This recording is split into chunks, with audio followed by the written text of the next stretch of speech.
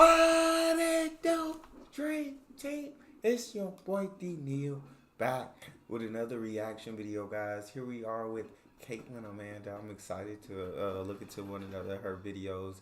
She's an awesome content creator. Y'all make sure y'all go follow her channel. Go subscribe to it. Go check out her content. Before we dive in, make sure you guys subscribe to the channel. Ring notification bell. Get a video a thumbs up so it gets suggested. What we got? G'day guys, welcome back to the channel. My name's Kaitlyn and I'm an American living in beautiful Sydney, Australia.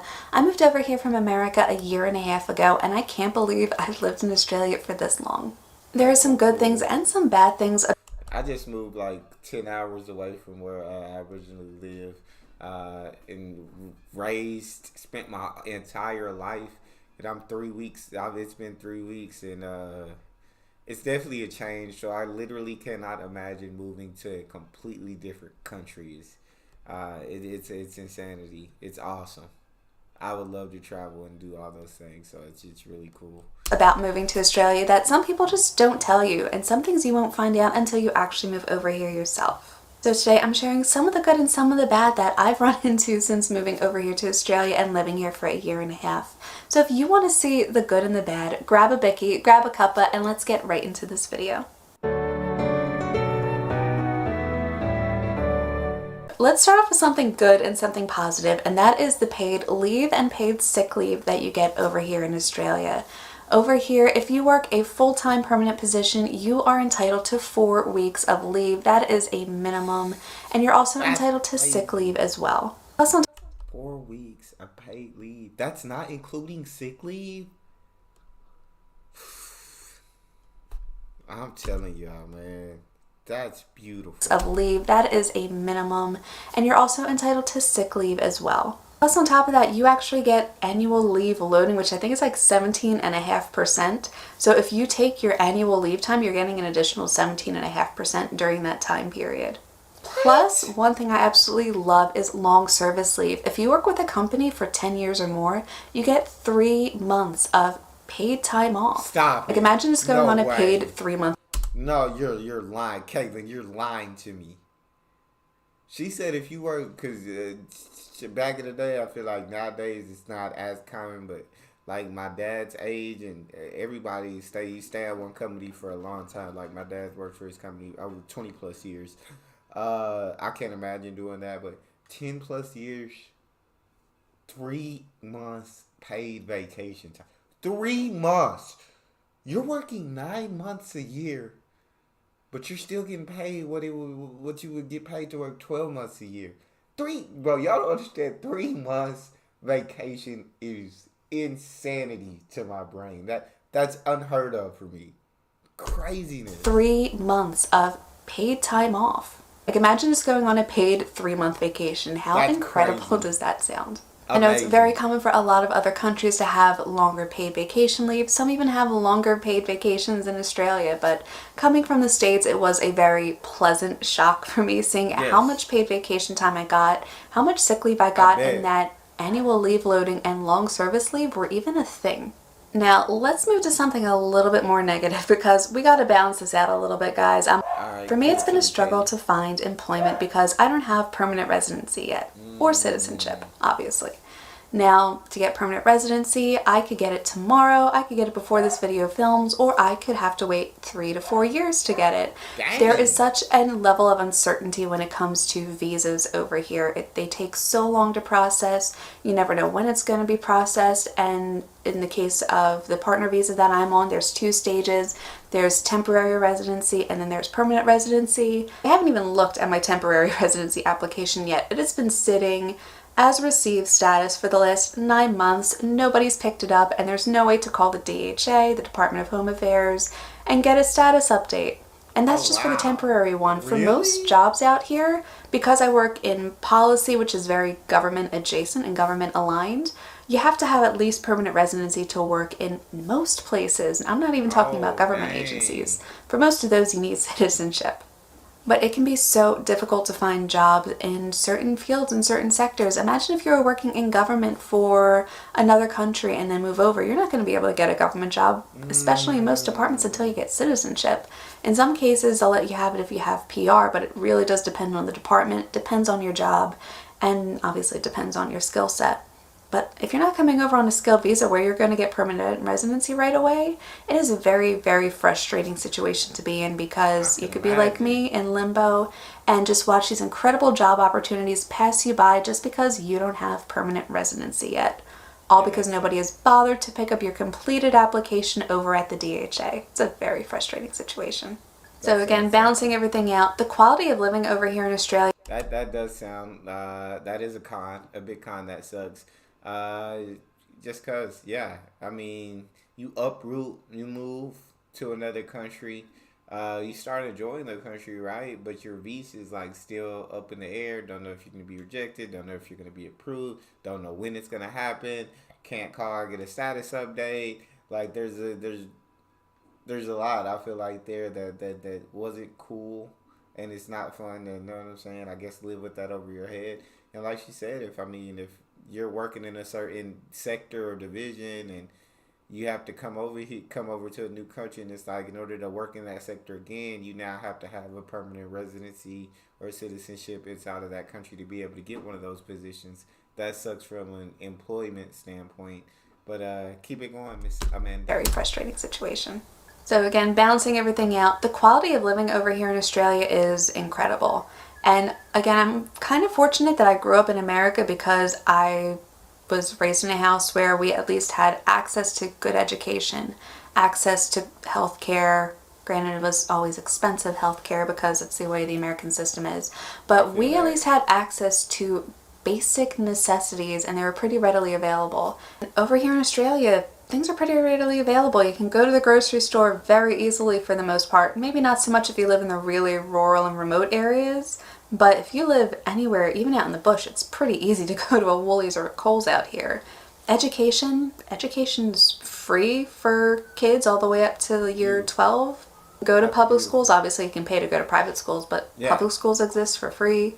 Healthcare, there's Medicare here. Citizens and most permanent residents are covered by Medicare over here. And there's some countries where they even have reciprocal healthcare agreements. So if you're from, like, I think it's a list of 11 countries, you can come over to Australia and your Medicare basically translates without having to worry about what your visa status is. On top of that, you don't have the same level of hustle that you do over in the States. There's a really good work-life balance over here. Even if you have terrible managers and whatnot, at the end of the day, you still get your 4 weeks of annual leave, you still get your sick leave, and the reality is they can't stop you from taking your leave. So for the most part, there's a really good quality of life over here in Australia that I so appreciate. And even though I was lucky over in the States to have some of those exact same things, it feels like everything has just been amplified and it's just better over here. For another downside, I feel like that's absolutely awesome. I mean, as far as the healthcare, as far as the school system, as far as the accessibility to these things and accessibility to resources, and as far as the paid time off and the sick leave and everything that they have, like, there's so many great things, and it definitely sounds like a high quality of life, especially the work-life balance. Like, I do feel like I love, like, to see people grind and accomplish goals and, you know what I'm saying, do what they set out for. But I don't know. I think it's sucky to, you know what I'm saying, to kind of towards the end of your life or like midway 40s, 50s, kind of look back and like all you did was grind, but you didn't really enjoy it. Like, you didn't really enjoy life. You didn't get to do a lot of things that you may have wanted to do, a lot of funner things. I feel like here we focus so much on work that we do forget to live. And I love that about Australia is that they do find that balance, and they do work hard, but also, right, you enjoy your time away from working. You play hard as well. You have fun. You enjoy life. You only get one of them. All right, keep it going. it's like everything has just been amplified and it's just better over here. For another downside, visiting friends and family is expensive, and it's kind of an emotional roller coaster, to be honest. Unless your family lives in maybe New Zealand or somewhere in Southeast Asia, you're going to have to pay for an expensive flight if you are going to go out there and see family. And if you have, God forbid, a funeral that you have to attend, Ooh. imagine sitting on a 15-hour flight from Sydney to LA, and then in my case it would be another 5 hours from LA to Philly, on your way to go to a funeral. Like, what if that's your parent? What if that's your sibling? What if that's somebody who you're really close to, a good friend? Trying to hold all of that emotion in for a good, like, 24 hours of flying on top of the regular stress that you're dealing with and the expenses of a last minute flight. It is emotionally draining and financially draining to go and visit friends and family. Now, if you're going just to visit, if you're going over for somebody's wedding or a happy occasion, you don't have quite the same level of emotional toll, but at the end of the day, you still have to leave and come back to Australia. And as somebody who's just done that very recently, it is very difficult to give everybody that last hug and not know if you're going to see them again anytime soon. Like, there's a chance I might not see my family for a couple more years. We just don't know what's down the track. So you have to have the emotional fortitude to sort of hold yourself together and know that you'll see them again. It just might not be for a very long time. And it does help that these day and age we have things like video calls, WhatsApp, video chats. It makes things so much easier than it would have, like, even just 15 years ago. But it doesn't always make it easy. But it doesn't alleviate some of the stress and the really difficult emotions that you have to process when you're leaving your friends and family behind for an unknown period of time. Another negative, you can't always get the...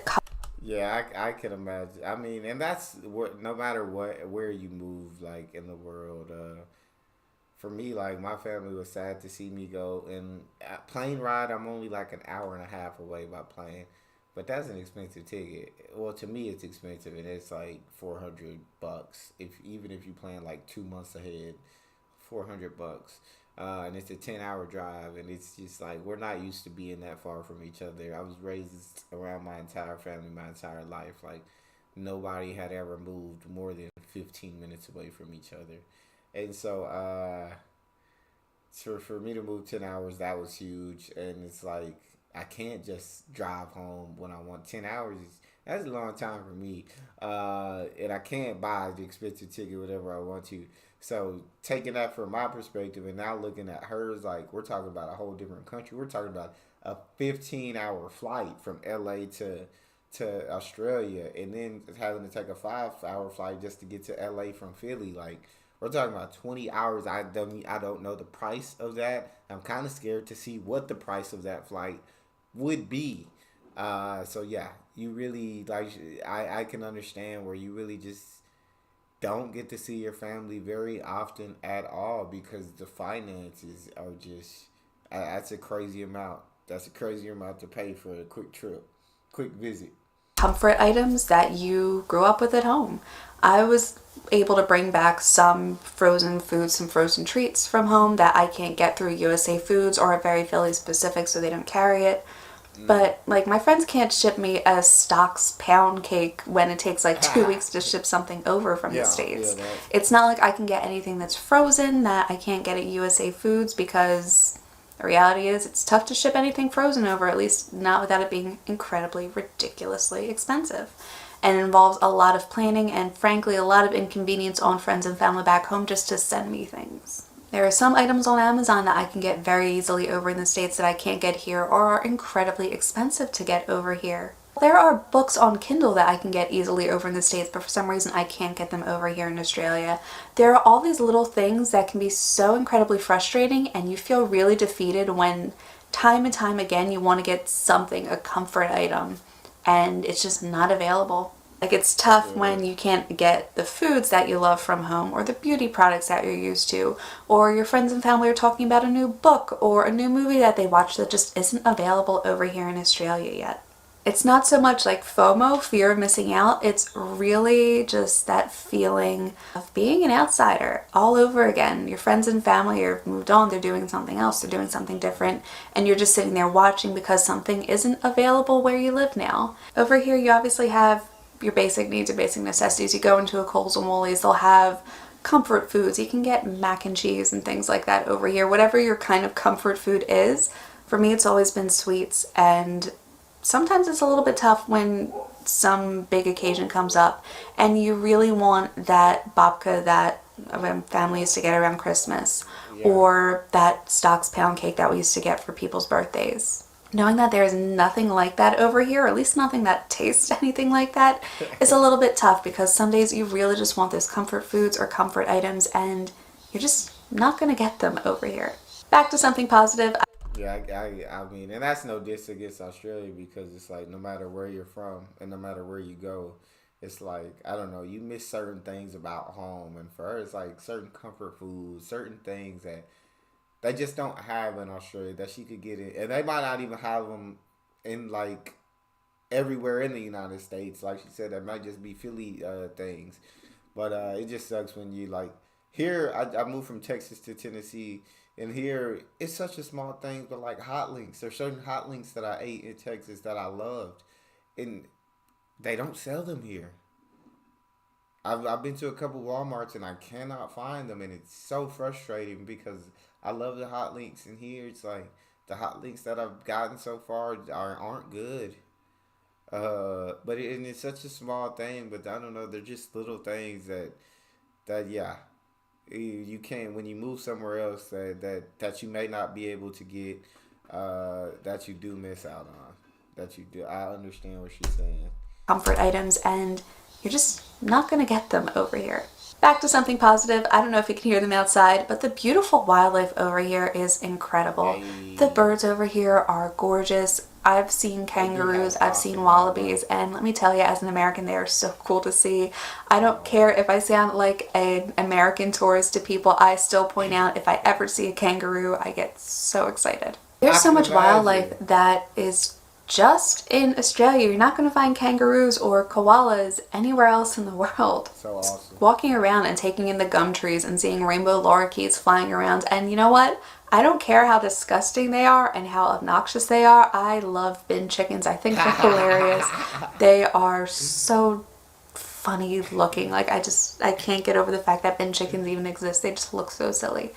But I just love the wildlife over here. It's such an incredible part of Australia, and even if you live in the city, you still see this wildlife. You feel like you're actually in nature. Even if you are in the most concrete jungle area of the Sydney CBD, you still feel exposed to wildlife out here. Another bad is you're not going to get a lot of sympathy from Aussies when you're talking about things like this. And I think Australia does have the awesome wildlife and absolute phenomenal. Like she said, kangaroos, wallabies, koala, things that we just don't see here in America. It's so awesome. And I've seen videos on Australian birds, and man, they do have beautiful wildlife. Now they got some scary wildlife out there. They got some dangerous wildlife that if you mess with, that you just wouldn't want to mess with. And if you leave them alone, they'll leave you alone. And you really only see it, I think, more in rural areas, more in the outback. But they do have incredibly beautiful wildlife. another bad is you're not going to get a lot of sympathy from Aussies when you're talking about things like this. And I think that's one of the reasons why you don't see a lot of videos like this up on YouTube. One, people like seeing more positive videos when it comes to Australia and just moving to Australia in general. I feel But that. the reality is Aussies don't really want to hear you talk about how tough it is to move over. Between their she'll be right mate attitude and their just general disdain for complaining and whinging, they're not I really like going that. to care if you start talking about how difficult it is moving over here. There's this mentality of, well, you're the one that moved over, you chose this, you did this. And True. while all of that is true, it really does minimize the struggles that a lot of people go through moving overseas. And whatever your struggles are, they are perfectly valid. Whatever your emotions are moving over here, they are completely valid because it is such a huge transition. It is such a shift. It's a shock to your brain. It's a shock to your body. And it's something that really does take a lot of time to adjust to. So Aussies might not have ever gone through something like this. They might not be that sympathetic towards it. So this is one of those times where it might be best if you know any like meetup groups or if you're on any sort of Facebook groups, finding people from either your home country or similar countries or just finding expat groups in general where you can rely on people and lean on people who understand these struggles can help so much with your mental health when you move over here. So don't expect Aussies to always understand and sympathize. It doesn't mean that they don't feel a little bit bad for you, but when you grow up with a culture that has this she'll be right mate attitude and talks about whinging palms, you're going to feel like you're complaining when the reality is a lot of the stuff you're saying isn't really complaining. You're just trying to ventilate how frustrating and difficult it is to be over here some days. And another thing that you'll find a little I can understand where she's coming from, her perspective, and then I can also understand like Australia's not wanting to hear it, because it's almost like you're complaining about the place that they love so much, the country that they love so much, that they've grown up in, that they were raised in, that they think is absolutely phenomenal, and you're complaining about certain things. And they just, and it's from her perspective, it's not complaining. You're just like, it's how you feel. Your emotions are valid. You know what I'm saying? You can't control how you feel in certain situations, and it's not that you're trying to complain or trying to say something bad about a place or anything like that. It's just that that's how you're feeling in that moment. You miss certain things, or there's not certain things that they have that you have back home, and you're gonna get a little bit homesick. So I understand it from both perspectives. From the perspective of I don't want to hear people complain about my country or just complain in general. And the perspective of it's like I'm not complaining. It's just kind of how I feel. Like kind of there are some challenges with moving to a completely different country, with leaving everything you know and love, and with everything you're raised around your entire life. So you can see it from both perspectives. frustrating and difficult it is to be over here some days. And another thing that you'll find a little bit tough is making friends with Aussies at first. Like I've been over here for a year and a half. I'm starting to make friends with people. I'm building up my friendship circles and my friendship groups over here, and I do have Aussies in those groups. But when you first move over, don't expect to immediately click with some sort of Aussie friend group over here. A lot of them have been friends since childhood, since high school. Doesn't mean that Aussies aren't friendly. Aussies are some of the most friendly people out there, but you'll hear the saying over and over again, and it does hold a lot of weight to it, that Aussies are friendly, but they're not your friends. It takes a long time to be friends with Aussies, and you know what? If you're going to stay over here for a long time, it's worth building those connections, fostering those friendships, and trying to build those foundations. But if you're over here for a short time, especially if you're over here on a student visa or a backpacking visa, I can see just how difficult it is, and really, really sympathize with people who are only over here for a short period of time. Especially if you're introverted like I am, it can be so tough putting yourself out there and meeting people. But it is so worth it in the end, especially if you're planning on staying for the long term, to try to put yourself out there, to start building friendships, because it is going to take time. The last thing, and I wanted to end this on a positive note, I will say I completely understand all that. I'm more introverted as well. And then as an adult, just to make new friends, even here, even back home, like I feel like she said, you grow up, you have like your circle of friends already. Like for me, I basically got my circle of friends, and so I wouldn't say I wouldn't like to form new friendships. I would say I'm not looking to form new friendships. I'm not going out of my way to talk to somebody or anything like that. And I don't think anybody's going out their way to include me in their friendships, because they probably have their circle of people that, know what I'm saying, that they grew up with, that they were raised around. And so, yeah, I feel like forming new friendships as an adult is difficult. Maybe not for someone who's extroverted. I mean, there's some people who never meet a stranger, who can make friends with and talk to just about anyone. But for us introverts, it's harder. It's harder. Start building friendships, because it is going to take time. The last thing, and I wanted to end this on a positive note, is that living in Australia is whatever you make it out to be.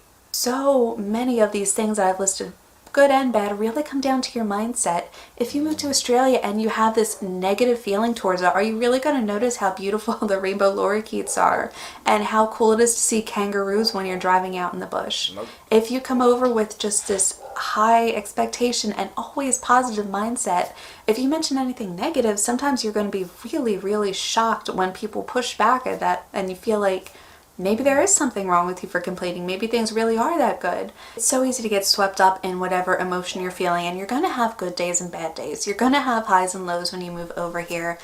that's just part of life no matter where you live. Facts. Didn't you have highs and lows when you lived in your home country after all? Yes. So living in Australia is whatever you make it out to be.